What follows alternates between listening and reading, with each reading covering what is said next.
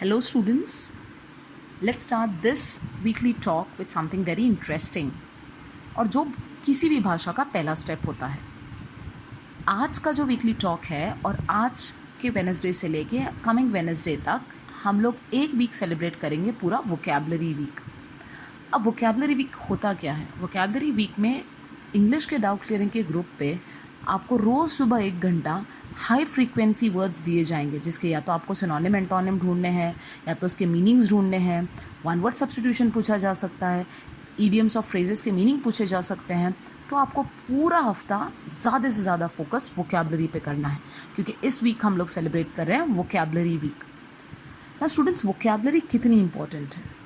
किसी भी भाषा का पहला स्टेप, किसी भी भाषा को सीखने का पहला कदम होता है उसकी वोकैबुलरी। जितनी अच्छी आपकी वोकैबुलरी उतनी अच्छी आपकी भाषा। आपकी जितनी कम वोकैबुलरी उतना ही आपकी भाषा का दायरा रहेगा। जैसे कि suppose I am just giving an example, मुझे संस्कृत के 25 शब्द आते हैं, इसका मतलब मेरी संस्कृत की दुनिया बहुत ही छोटी है। वही अगर मैंने संस्कृत के 600-700 शब्द सीख लिए तो ऑफकोर्स मेरी संस्कृत की क्या बढ़ गई? Understanding. Same applies for the English language. अगर मेरे पास इंग्लिश के सिर्फ 150-200 शब्दों की वोकैबुलरी है, वर्ड मीनिंग है, तो मेरी दुनिया उतनी ही छोटी है इंग्लिश की। मैं उसमें ज़्यादा अपने आप को एक्सप्रेस कर सकता हूँ, ना ज़्यादा मैं किसी को समझ सकता हूँ उस भाषा में। तो बेसिकली अगर आपको आपकी लैंग्वेज को एनहांस करना है, अगर आपको लैंग्वेज को खूबसूरत बनाना है, लैंग्वेज को बढ़ाना है, लैंग्वेज को प्रोग्रेस के फ्रंट पे लेके जाना है, तो आपको सबसे पहले आपकी क्या बढ़ानी पड़ेगी? वोकैबुलरी। ना स्टूडेंट्स, मैं आज आपको एक असाइनमेंट देना चाहूँगी, क्योंकि अभी लॉकडाउन है और आप लोग काफ़ी ज़्यादा फ्री हैं। तो चलो एक इंटरेस्टिंग एक्टिविटी करते हैं आज। आपको एक रजिस्टर का पेज लेना है, कुछ या बड़ी शीट अगर आप ले सकते हैं तो वो लीजिए। ए से आपको कितने वर्ड्स आते हैं इंग्लिश के, वो आपको जॉट डाउन करना है and you have to number them. Okay, you can write ant, you can write aeroplane, you can write assiduous also, you know how many words, accord, ACCORD, you can write accord। आपको कितने words English के आते हैं आपको वो mention करना है A से। Same applies for B, C, D, ये जाना है आपको जेड तक। देखते हैं कि आपको ए टू जेड यानी आपकी एक्चुअल कितनी वोकैबुलरी इंग्लिश की है। कभी टेस्ट भी तो करना चाहिए कि नहीं यार, मुझे इंग्लिश की एक्चुअल में कितनी वोकैबुलरी आती है। 1000 की है, 1500 की है, 500 की है, 200 की है, 250 की है, 100 की है। मैं चाहूँगी कि आप चेक करें कि आपको कितनी वोकैबुलरी इंग्लिश की आपके अंदर है। FAN, फैन, ये वर्ड भी आपको वोकैबुलरी में आपके डालना पड़ेगा, because it's again an English word, so you have to put down this also. TABLE, table, इसको भी आपको इंग्लिश में डालना पड़ेगा, क्योंकि ये भी इंग्लिश वर्ड है, तो आपकी वोकैबुलरी में इसको आपको डालना पड़ेगा। सो आज का एक पहला एक्टिविटी जो आपको करना है, या इस पूरे वीक में आपको जब समय मिले करो, इससे कम से कम पता तो चले कि आपके अंदर वोकैबुलरी है कितने वर्ड्स की, तो हम बढ़ाएंगे ना। So this the first step, just try to know how much vocabulary you have for the particular language. A to Z आपको कितने शब्द आते हैं इंग्लिश के, वो आज आप जॉट डाउन करके खुद चेक करें, काउंट करें। First. Second, I would suggest you students, इस पूरा वीक इंग्लिश के डाउट क्लियरिंग चैनल पे जितनी भी वोकैबुलरी अपलोड होगी वो maximum vocabulary high frequency words हैं, तो उसको आप बहुत अच्छे से करें। ऐसे कई सवाल मैं डालूंगी जिसके आपको जवाब नहीं आते हैं, ठीक है, कोई बात नहीं, बट वो शब्द नोट डाउन करो, उसका मीनिंग नोट डाउन करो। उतना आज आपको उतना आपको इस पूरा वीक करते रहना है। सेकेंड, अब vocabulary based English competitive exams में कौन से क्वेश्चंस होते हैं? वोकैबुलरी बेस्ड इंग्लिश एग्जाम्स या इंग्लिश के कॉम्पिटिटिव एग्जाम्स में क्वेश्चंस आते हैं। सबसे पहला होता है फिलर्स, सेकेंड होता है students cloze test, these are purely vocabulary based questions. Third, vocabulary आपको काम आएगी वन वर्ड सब्स्टिट्यूशन में, सिनोनिम एंटोनिम अगर आरसी का हो तो। ये तो डायरेक्ट यूज़ है वोकैबुलरी का, डायरेक्ट क्वेश्चंस है वोकैबुलरी पे। लेकिन इंग्लिश के कॉम्पिटिटिव एग्जाम्स में वोकैबुलरी का इनडायरेक्ट यूज़ काफ़ी ज़्यादा है कंपेयर टू डायरेक्ट यूज़। अब इनडायरेक्ट यूज़ का मतलब क्या होता है? इनडायरेक्ट यूज़ का मतलब होता है कि वोकैबुलरी अगर अच्छी तो अंडरस्टैंडिंग अच्छी। अंडरस्टैंडिंग अच्छी मतलब आपका the big daddy of English, the big elephant of English, RC अच्छा। सो यानी वोकैबुलरी का डायरेक्ट इम्पैक्ट तो आपके फिलर्स के स्कोर पे, क्लोज टेस्ट के स्कोर पे, सिनो एंटो के स्कोर पे, वन वर्ड सब्स्टिट्यूशन के स्कोर पे, इडियम्स ऑफ फ्रेजेस के वर्ड रिप्लेसमेंट के स्कोर पे दिखेगा। लेकिन इसका इनडायरेक्ट इम्पैक्ट आपको मिलेगा आपके रीडिंग कॉम्प्रिहेंशन पे, आपकी ओवरऑल अंडरस्टैंडिंग पे। कई बार आपने पैराजंबल सॉल्व करने की कोशिश की होगी, लेकिन सेंटेंस में एक आध वर्ड ऐसा आ जाता है जिस पे पूरा सेंटेंस का मीनिंग निर्मित होता है, बट हमको पता ही नहीं उस वर्ड का मीनिंग क्या है। तो यानी that will impact on your scores of parajumble also. So indirect impact आपको वोकेबलरी का बहुत ज़्यादा मिलेगा कंपेयर टू डायरेक्ट इम्पैक्ट। सो आज से लेके अगले बुधवार तक हम ये ठान लेते हैं कि सपोज़ आज मैंने A to Z, मैम ने जैसे कहा अपने वर्ड्स चेक किए, मैम मेरी वोकेबलरी 1200 की है, मैम मेरी करंट वोकेबलरी 1000 की है, मैम मेरी करंट वोकेबलरी 700 की है। तो आपको इससे आगे बढ़ना है। इस पूरे हफ्ते में कितने नए वर्ड्स ऐड कर सकते हो वो देखो। स्टूडेंट्स, रफली अगर आपका टारगेट कोई भी असिस्टेंट एग्ज़ाम है, कोई भी असिस्टेंट, तो मेरे हिसाब से 1500 नए शब्द, again I am repeating the sentence, it is 1500 new words I want. But अगर आपका टारगेट पीओ का है तो कम से कम आपको 2500 नए शब्द अपनी डिक्शनरी में ऐड करना है। अपनी डिक्शनरी मतलब क्या? जो आज आप बनाओगे A to Z, वो आपकी पर्सनल डिक्शनरी हुई, यानी जितने शब्दों के मीनिंग आपको आते हैं वो आपकी पर्सनल डिक्शनरी। तो अगर आपका असिस्टेंट टारगेट है तो 1500 नए वर्ड्स ऐड होने चाहिए, और अगर आपका पीओ का टारगेट है तो कम से कम 2500 नए शब्द आपकी वोकेबलरी में आपको ऐड करने हैं। अभी नए शब्दों का मतलब क्या? नए शब्दों का मतलब ये नहीं होता है कि कंप्लीटली डिफरेंट मीनिंग वाला वर्ड आप ले, हमेशा आप सिनोनिम्स भी तो ले सकते हैं। और स्टूडेंट्स, एक चीज़ याद रखिए, वोकेबलरी इंग्लिश की ऐसा एक टॉपिक है, ऐसा एक सेक्शन है जो हर बार अपडेट होता है। Yes, dictionaries are updated every year. Dictionaries are updated every year now. In fact, with online dictionaries coming up, dictionary का अपडेट होना बहुत फ्रीक्वेंट हो गया है। For example, I still remember, Shakespeare की जो लैंग्वेज है वो आज हम लोग यूज़ नहीं करते। शेक्सपियर की लैंग्वेज यूज़ नहीं करते मतलब क्या? उसके वर्ड्स यूज़ नहीं करते, उसके वर्ड्स उस ज़माने के हैं, अभी नए वर्ड्स हैं। For example, I still remember, आज से 5-6 साल पहले कन्फ्यूज़ वर्ड काफ़ी कॉमन था, बट इस कन्फ्यूज़ वर्ड को अगर आपने द हिंदू थोड़ा अच्छे से पढ़ा होगा, इसको आज रिप्लेस करने वाला वर्ड है बीविल्डर्ड, BEWILDERED। बीविल्डर्ड वर्ड ने रिप्लेस कर दिया है। और कुछ स्लैंग लैंग्वेज में या अमेरिकन प्रोनाउंसिएशंस में या अमेरिकन मूवीज़ में इसको मेज़ ने रिप्लेस किया, MAZED। So no words are replacing each other. इसका मतलब वोकेबलरी एक ऐसी चीज़ है जिस पर आप कभी महारत पा ही नहीं सकते। मतलब कोई इंसान दुनिया का ये कह नहीं सकता कि मैडम मुझे 100% वोकेबलरी पे महारत है, मैं पूरे वर्ड्स जानता हूँ। नहीं, वर्ड्स हर बार अपडेट होते हैं, आपको भी वोकेबलरी के साथ अपडेट होना पड़ेगा अपनी लैंग्वेज के लिए। So for the best thing to update your vocabularies, you need to read newspapers, क्योंकि न्यूज़पेपर्स में हमेशा अपडेटेड वोकेबलरी आती है। अब जैसे कि आप सुधा मूर्ति जी की किताबें पढ़ रहे हैं, तो सुधा मूर्ति जी की किताब आज से 10 साल 15 साल पहले छपी है, तो आप कौन से वर्ड्स पढ़ रहे हैं? वो वर्ड्स पढ़ रहे हैं जो लैंग्वेज में आज से 10-15 साल पहले यूज़ होते थे। बट अगर आप न्यूज़पेपर रेफ़र कर रहे हैं, इसका मतलब आप कौन से वर्ड्स पढ़ रहे हैं? जो कल छपे हैं, जो आज छपे हैं, मतलब जो आज कल की लैंग्वेज में यूज़ हो रहे हैं। So if you want to keep your vocabulary updated, you need to refer newspapers.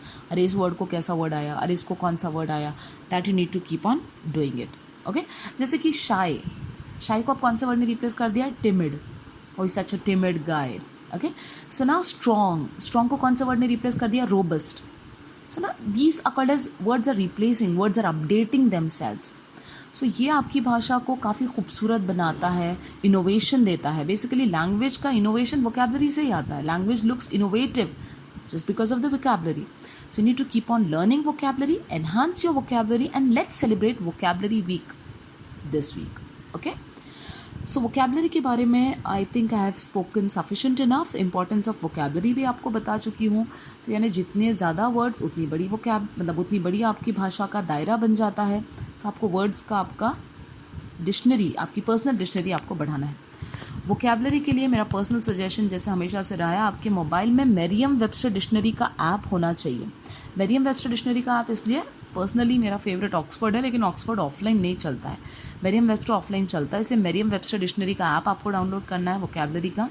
Second, आपको वोकैब 24 ऐप का वोकैब 24 ऐप भी आपको डाउनलोड करना है। Third, there is another app called as nudge.me।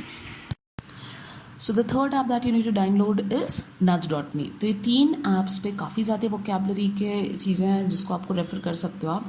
Last but not the least, Merriam Webster dictionary के app में daily एक MW quizzes का सेक्शन होता है, MW क्विजेस। और इस क्विज को, इस वोकैबलरी क्विज को उन्होंने 3 सेक्शन में डिवाइड किया है, the basic, the intermediate and the advance level. तो आप बेसिक से शुरू करिए, then you can go down to the intermediate as well as advance level. तो वोकैबलरी पे ज़्यादा से ज़्यादा फोकस करिए। अभी ज़रूरी नहीं है कि उस शब्द का मीनिंग आपको आए, आप एक वोकैबलरी की 200 पेज की नोटबुक बनाएं, डेट वाइज बनाइए और रोज़ के 25, 20, 10 से शुरू करिए या 5 वर्ड्स ही करो। शब्द लिखा, उसका मीनिंग लिखा, शब्द लिखा, उसका मीनिंग लिखा, उतना ही आपको करना है। सिनोनिम एंटोनिम वोकैबलरी का ब्रह्मास्त्र होता है, उसको सबसे लास्ट में निकालना पड़ता है। तो सबसे पहले फोकस किस पे करना है? Word, its meaning, word, its meaning. You don't have to refer initially synonyms and antonyms, okay, first. Second, बहुत सारे बच्चों के डाउट्स होते हैं कि मैम क्या करें, वोकैबलरी याद नहीं रहती। ना जस्ट रिमेंबर स्टूडेंट्स, आप स्कूल में टेबल्स लर्न करते थे, ओके, 2 1 जा 2। टीचर क्या करती थी? रोज़ सुबह क्लास में आने से पहले क्लास में आते ही आपको क्या करवाती थी? हाँ चलो स्टार्ट करिए, 2 का टेबल, 3 का टेबल, 4 का टेबल, सेम थिंग। कल की वोकैबलरी आज से आपको फिर पढ़नी है। परसों की वोकैबलरी जब करोगे, नेक्स्ट डे करोगे तो वो पिछले 2 दिन की करनी है। थर्ड डे की या फोर्थ डे की करने जाओगे तो पिछले 3 दिन की करनी है। So you need to keep on revising words first.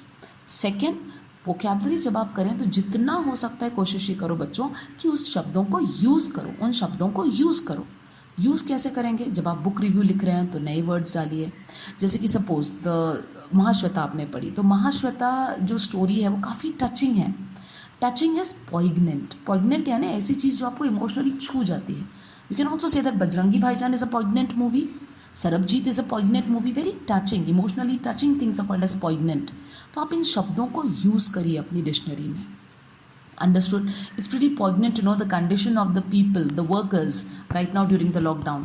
तो आप इस तरीके से अपने शब्दों को यूज़ करिए। कोई बच्चा है जो रट्टा मारने में एकदम परफेक्ट है, लेकिन अगर वो सिर्फ रट्टा मार रहा है और शब्दों को यूज़ में नहीं ला रहा है तो उसको वोकैबलरी याद नहीं रहेगी। और ज़रूरी थोड़ी है कि आप इंग्लिश सेंटेंस ही बनाएं, आप हिंदी मराठी में डालिए। You can use, you can make a Hindi sentence and put down your English word, that also works. For example, जैसे confused का bewildered है synonym, तो आप क्या यूज़ कर सकते हो? आई तुम्हाला कन्फ्यूज करू नकोस, आपने यूज़ किया ना कन्फ्यूज को मराठी सेंटेन्स में.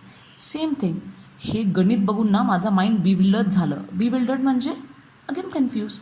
सो ज़रूरी थोड़ी कि आप पूरा इंग्लिश सेंटेंस में ही शब्द को यूज़ करो, आप हिंदी मराठी सेंटेंस में डाल के अपनी वोकैबलरी को एनहांस करें. बट ज़्यादा से ज़्यादा इस वीक किस पे फोकस करना है? वोकैबलरी पे.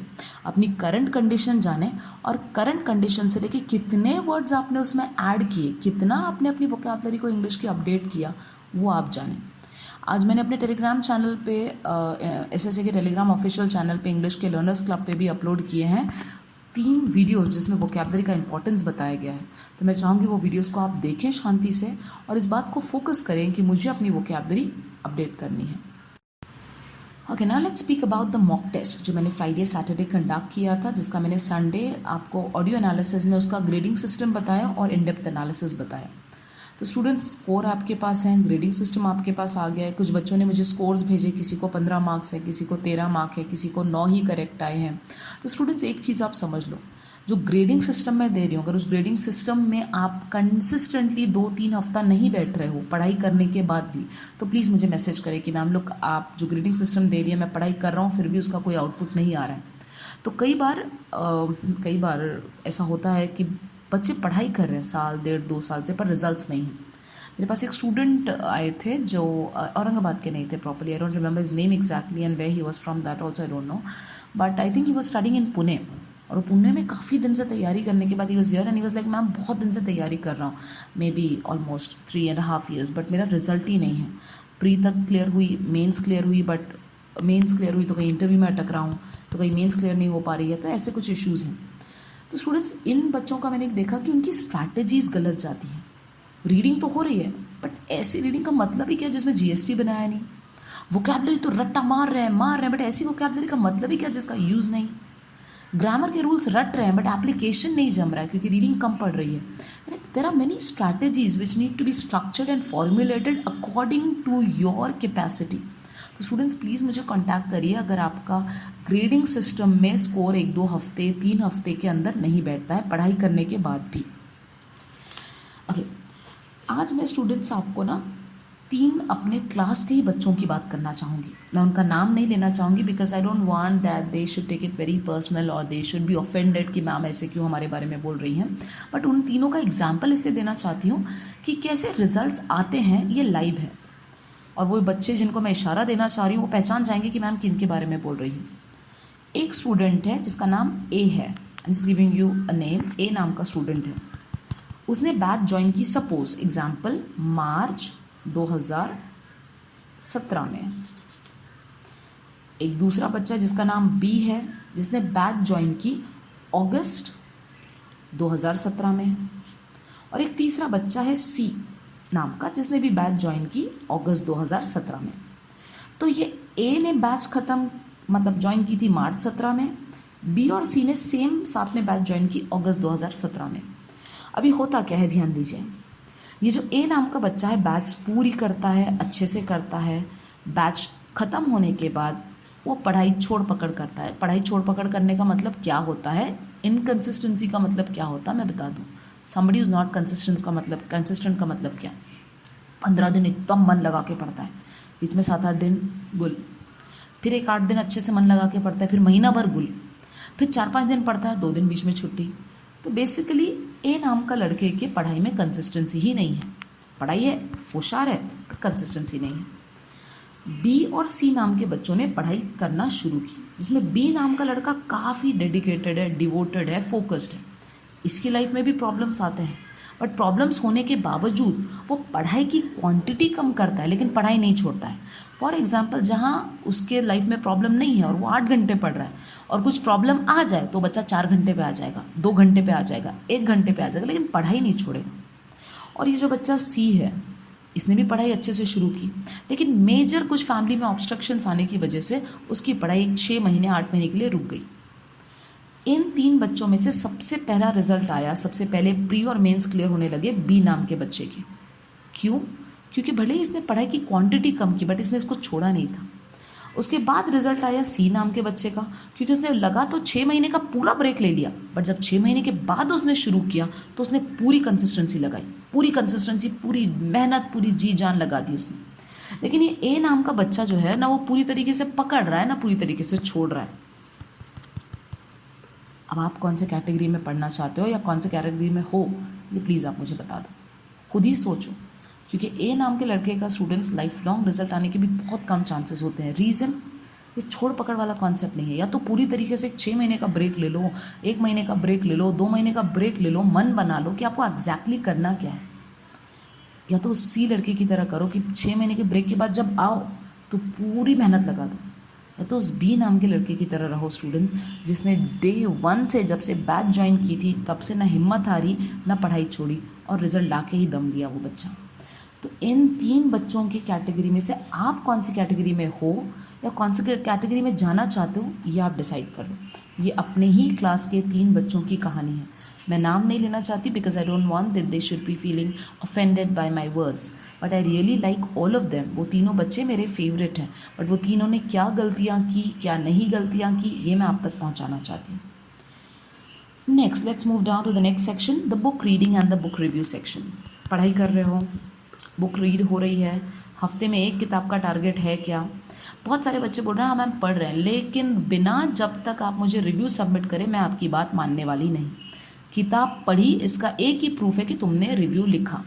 तुमने रिव्यू लिखा नहीं मतलब मैं समझूंगी तुमने किताब नहीं पढ़ी। 1 वीक 1 किताब, वो मुझे आपसे चाहिए। अंडरस्टूड?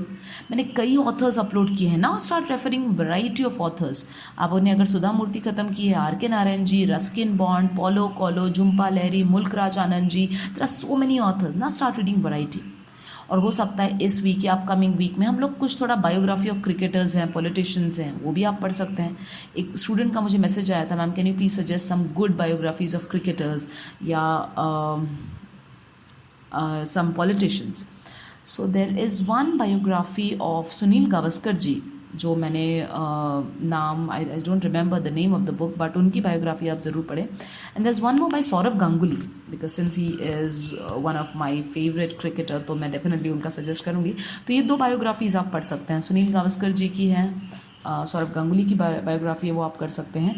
आप जो भी किताब पढ़ें, लेकिन बच्चा उसका रिव्यू चाहिए, आड़ा टेढ़ा कैसे भी, बिना रिव्यू के मैं मानूंगी नहीं आपने किताब पढ़ी। और हो सकता है कि अगर आपको नहीं भेजना है मुझे टेलीग्राम पे, व्हाट्सएप पे, तो आप उसको अपने पास रखें, स्टॉकअप करके रखें, स्टोर करके रखें, और जब भी आप मुझसे मिलने आए after lockdown, you can just ask and hand it over to me and then I will check and give it back to you. So now let's come down to the next section, that is the students के messages वाला section. Okay, the first message is for Subrat. Subrat, तुम्हारी जितनी पढ़ाई होनी चाहिए मेरे हिसाब से उतनी नहीं हो रही है। I want you to enhance more, I want you to increase the quantity of your study. आप कितने घंटे बैठ रहे हो मुझे नहीं पता, बट तुमको ज़्यादा बैठना है। अभिषेक और गौरव के लिए एक मैसेज है कि अभिषेक ने मुझे कुछ स्कोर्स भेजे हैं। अभिषेक, मेरा तुमसे एक्सपेक्टेशन 100% एक्यूरेसी का इंग्लिश में, because I know what your level is. तो ये उल्लू बनाने वाला काम मेरे को मत करना, आपकी 7 गलत ला रहा हूँ, 8 गलत ला रहा हूँ, इतने फटके खाओगे अभिषेक तुम अगर तुमने 7-8 गलत लाए। This is pretty disappointing. Again let's come back to Gaurav. Gaurav, तुम्हारा भी जो 3-4 गलत आ रहे हैं ना, ये मुझे डाइजेस्ट नहीं हो रही बात। तुम्हारे जो लेवल है इंग्लिश का, उसमें ये 3-4 गलत भी तुमको बिल्कुल अलाउड नहीं है। So Abhishek and Gaurav, these messages are for you. There is a message from Deepika. Okay, I would like to read this message. Hello ma'am, actually I have listened yesterday your weekly talk first time. I too want to start book reading, but problem is I can't read the book if it is not interesting. So I know it may be an excuse which I shouldn't give you, but I think if I started with some interesting books with your guidance and get habitual to it, then after some days I'll be able to read any book.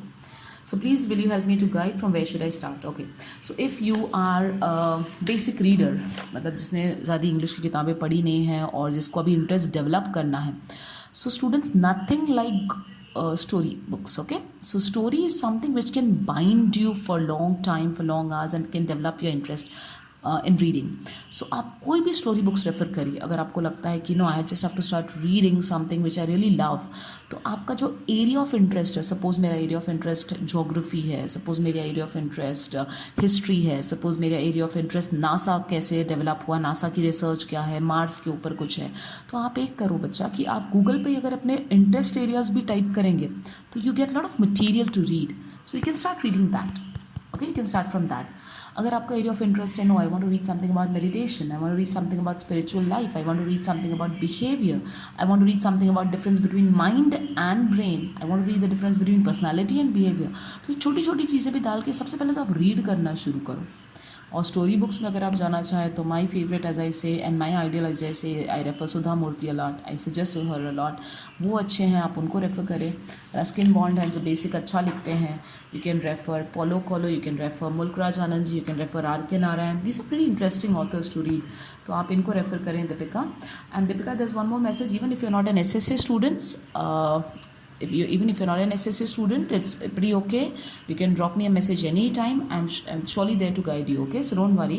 और आप इसमें कोई embarrassment ना feel करें. और भी दूसरे बच्चे बहुत डरते डरते मैसेज करते हैं, ऐसा लगता है, क्योंकि रुक रुक के मैसेज करते हैं कि मैम क्या हम आपसे बात कर सकते हैं, we are not SSC students. It's okay.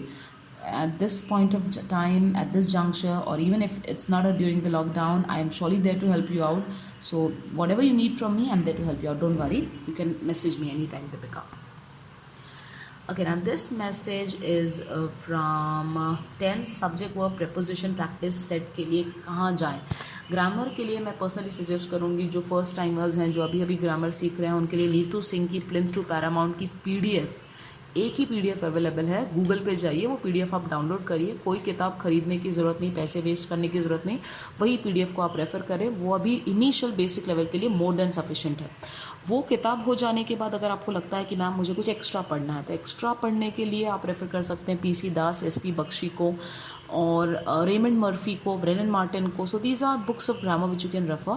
पर मुझे लगता है कि अगर आप एक बार आपने बेसिक पढ़ लिया ना, तो that is more than sufficient. So you don't need to invest more time and money learning the advance part of grammar, because वो आपके लिए रिक्वायर्ड नहीं है as far as banking exams are concern.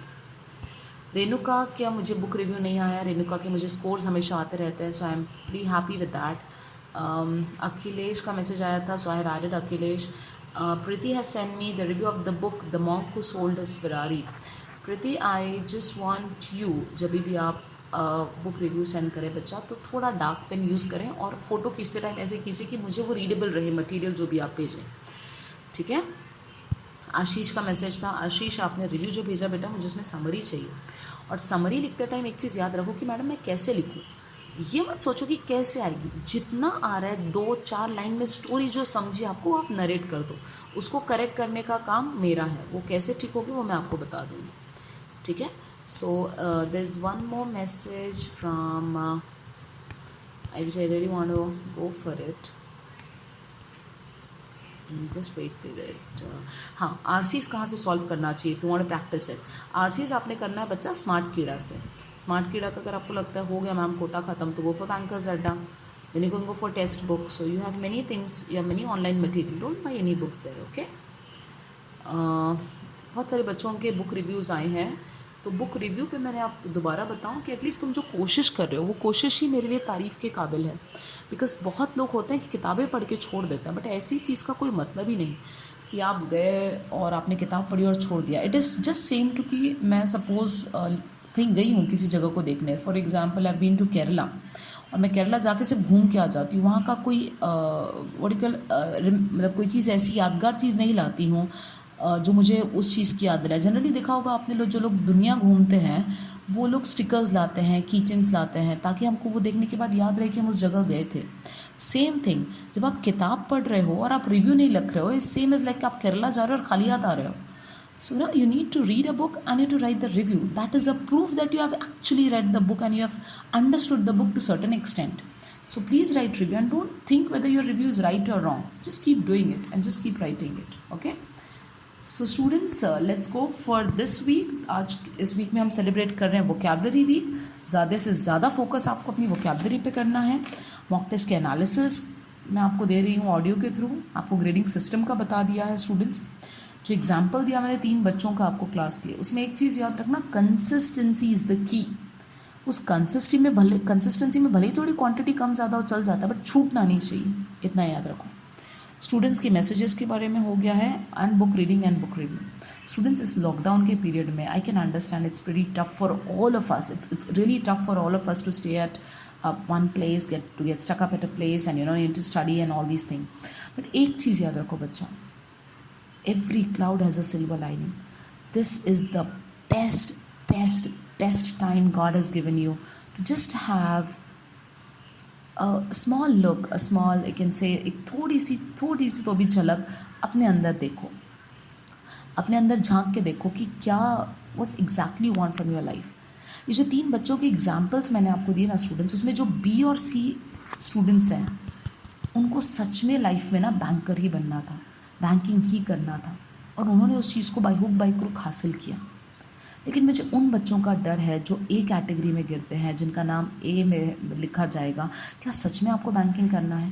क्योंकि स्टूडेंट्स, जो चीज़ तुमको real में करना हो ना, तो इंसान उस चीज़ से कभी बोर नहीं होता है, वो चीज़ उसको कभी करने में दिक्कत नहीं आती है, उसको खुशी खुशी करता है। देखो स्टूडेंट्स, लाइफ में इंसान कोई भी काम 2 ही वजह से करता है। एक तो वो उसकी पसंद है, दूसरा उसकी ज़रूरत है। अदरवाइज़ काम करने का कोई तीसरा रीज़न नहीं है। तो एक चीज़ आप समझ लो अच्छे से, बैंकिंग या तो मेरी चॉइस है या तो मेरी नेसेसिटी है, और इन दोनों में से भी जल्दी रिज़ल्ट वही बच्चा लाएगा बैंकिंग जिसकी ज़रूरत है। क्योंकि जितने 4-5 साल से मैं बैंकिंग को पढ़ा रही हूँ, उसमें मैंने यही देखा, वही बच्चे का रिज़ल्ट आएगा जिसमें बैंकिंग उसकी ज़रूरत है। So students, focus more on your needs, on your necessities, and think again, vocabulary is my need to enhance English so that I can score and get a banking seat. So this is the first step to get a banking seat. Students, vocabulary is your need, your necessity. वो तुम्हारी ज़रूरत है. Understood this?